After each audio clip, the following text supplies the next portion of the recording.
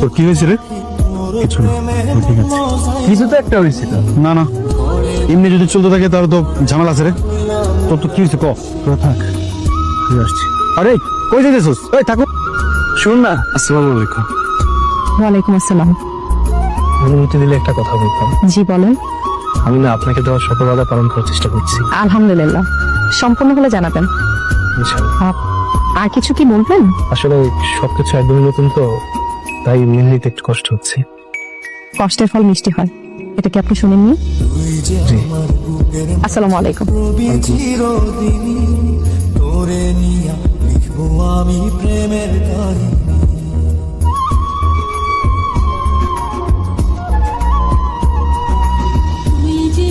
কি ব্যাপার ভাবি, হঠাৎ তো শরীর দল?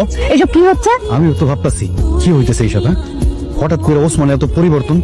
ওমা, রোজা রাখি, নামাজও